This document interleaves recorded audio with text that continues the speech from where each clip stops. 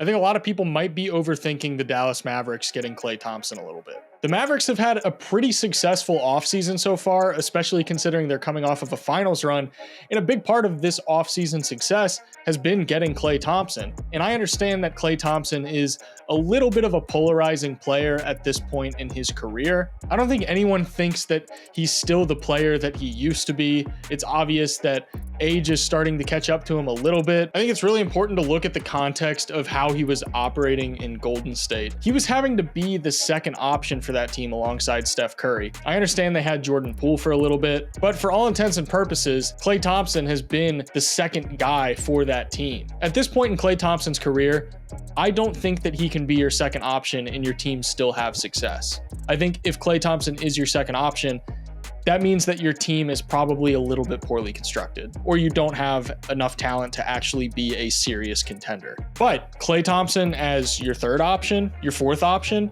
I think Klay Thompson is still a great player. We've seen what he can do as a third option when you look back on the Golden State Warriors years with Kevin Durant and Stephen Curry. Klay Thompson had his most efficient season ever playing alongside those two and operating as that third option. And I'm not saying that Kyrie and Luka are the same as Steph and Kevin Durant, but the same kind of principles apply here. As the amount of attention that your first two options are getting goes up, so does Klay Thompson's efficiency, in theory. Obviously, it's not always that simple, and Klay Thompson is the perfect kind of player to put alongside Luka Doncic in this heliocentric offense that the Mavericks have. We've got the proof of concept of Klay being able to feast off of all of the gravity that Steph Curry got. Even though a lot of Steph's gravity is predicated on what he's doing off ball and how he's constantly moving around the court, Luka is going to demand a ton of defensive attention in his own ways when he has the ball in his hands. And also Kyrie is going to demand a good amount of off-ball attention as well. So many easy points have been generated for Klay over the years just because the defense had to have two defenders on Steph. They had to have two defenders on Kevin Durant. When you look back on the past couple of years on the Warriors dynasty, there really hasn't been that second option there to take attention off of Klay and allow him to get a ton of these easy looks. And some of the results were Klay ending up with the ball in his hands and overextending himself a little bit, trying to hunt for ill-advised mid-range looks, having to dribble more than a couple of times on any given possession. And that's just not what you want. That's not what you're looking for from Klay Thompson. But put him next to two elite scorers and one of the best playmakers in the entire league, and he's probably going to go right back to feasting on catch and shoot opportunities as long as you're feeding him. And you don't have to relegate Klay Thompson to simply just being a spot-up shooter, camping him out in the corner. They're going to do that a ton, I'm sure. But he's still a very high-level scorer coming off of screens. You can still run these off-ball actions for him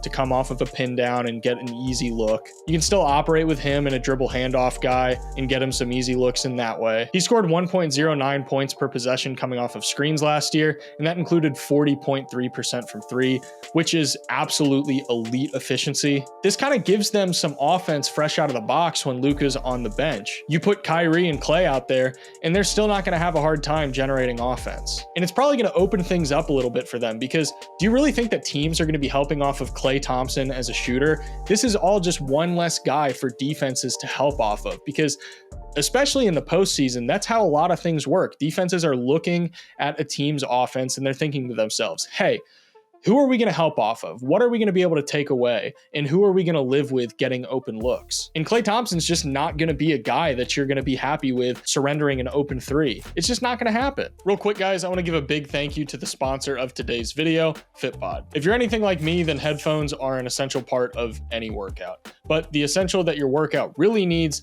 is Fitbod. Fitbod makes it easier than ever to see your progress, regardless of where you're at on your fitness journey. It's like having your own personal trainer, but way cheaper, and you can work out anywhere with or without equipment. And it's super simple to follow a fully customized workout plan tailored for you. I'm not a member at a gym. I don't have access to a ton of fancy equipment, and Fitbod takes all the frustrating parts about planning a workout and they make it super simple. And if you're anything like me, then you don't want to spend hours in the gym anytime you have to work out. And that's why I love their high intensity interval training, so I can get a workout in as little as 30 minutes. Fitbod can also track your muscle recovery to make make sure that you don't overdo it and end up getting burnt out. Add Fitbod to your workout essentials. Join Fitbod today and get your personalized workout plan. Get 25% off your subscription or try the app free at fitbod.me/AlexHoops. That's fitbod.me/AlexHoops. Thanks again to Fitbod for sponsoring this video. Let's get back to it. Now, some of the complaints that people have with this move are more on the defensive side of the ball. It's clear after this finals run that the Mavericks had that offense isn't really their concern as much as it is rounding out their defense and making it as foolproof as possible. So given where Klay Thompson's at in his career, it's the question of, does this really improve their defense? I really don't think we should be sitting here looking at the Klay Thompson move as the move to look at for whether or not the Mavericks improve their defense. I think that's more of a discussion to be had when talking about the Derrick Jones Jr. loss and the Najee Marshall gain, but that's a different video for a different time. I understand that Klay Thompson is not the defender that he used to be. Klay Thompson used to be one of the very best perimeter defenders in the entire league. That's not even up for debate. He was fantastic, but he's just not that guy anymore.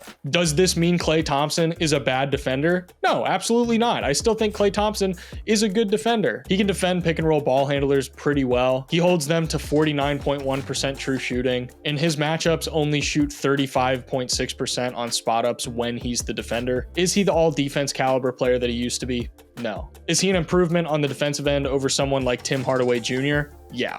And the other big thing here is looking at his contract relative to some of the contracts that we're seeing being given out right now. Klay Thompson is an absolute steal. He's going to be making $16.7 million on average a year over the next 3 years. Considering the mid-level exception under the new CBA is, I believe, around $12 million. $16.7 million a year for someone like Klay Thompson is very, very good value. Does this move really tip the scales for the Mavericks and make them the clear and obvious favorites in the Western Conference? We're going to have to wait and see, because obviously the Timberwolves, the Thunder, they've been making moves throughout the offseason. So we're going to have to see how those shake out and how those improve those teams. But it's not like the Mavericks sat on their hands and were just complacent with, oh, we made the finals once, we can stop and just try to run it back from here. They went out, they got improvements, and I think they're going to be a much better team than they were last year, especially with some of the continuity that they're going to be establishing now, having a lot of the same guys returning and bringing in some clear and obvious upgrades. Really hope you guys enjoyed this video. If you did, it would mean a ton if you considered leaving a like and subscribing. It seriously helps me out so much. Regardless, thank you guys so much for watching. Thanks again to Fitbod for sponsoring this video. I'll see you guys in the next one.